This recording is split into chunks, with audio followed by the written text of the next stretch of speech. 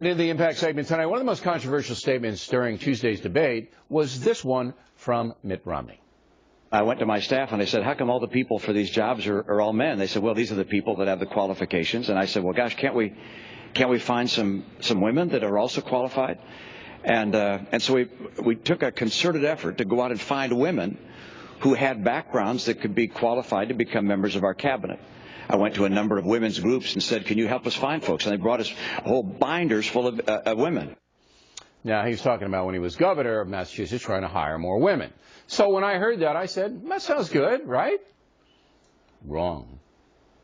Binders disturbed me. That was unnerving to be talking about binders. I don't think I know anything about binders, not in that regard. But, you know, equal pay for equal work is such a simple solution to the United States equal employment problem.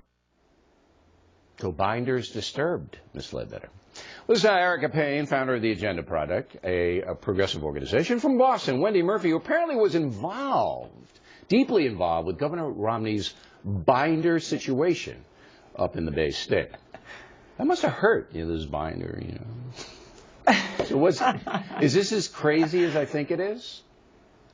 I suspect some people heard the word and thought, I don't know about S&M, but the fact is we really did put binders together, lots and lots of binders. I served on the task force of what was called, and still is around, called the Mass Gap Project, part of the Mass Women's Political Caucus, and it was an effort underway before Romney became governor. But here's why what he said is exactly true. He could have sat back and said, well, I'm the governor, and if they want to bring me something, I'll sit here and wait for it. That's not what he did. He sent Carrie Healy, his lieutenant governor at the time, who, by the way, is one of his key advisors right now, and I may vote for her for president. She is fantastic, and on these issues really is, just a critically important leader. On behalf of Mitt Romney, give him kudos for doing what he did, sending Carrie Healy to our meetings. But look, when you heard the binder comment, did you think, like me, this is insane? Yes or no? What I thought was, good for him. He's pointing out the Mass Gap Project. That wasn't exactly yes or no, but I'm going to take it as a yes. No, but what I was upset about was the objection after the fact. It made no sense. Why would you object to what this man did? That's what I'm talking about. All right. Now, you Erica Payne, have a binder with you. Do you know that?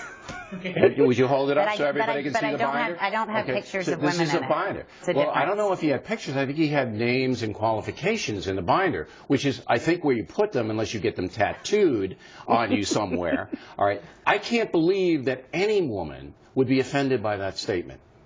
I think that that it conjured up a view of an Arab sheik sort of flipping through to find the women for his harem. Was there a minuet on the binder or a turban? Well, I mean, I haven't seen the binder, so I don't know.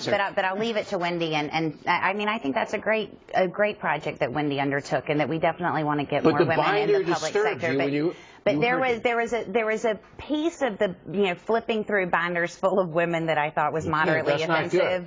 And what I find more offensive is that he's created the smoke screen of these binders. Say that, look, he did a great job hiring women into his administration, which was true, as Wendy would say.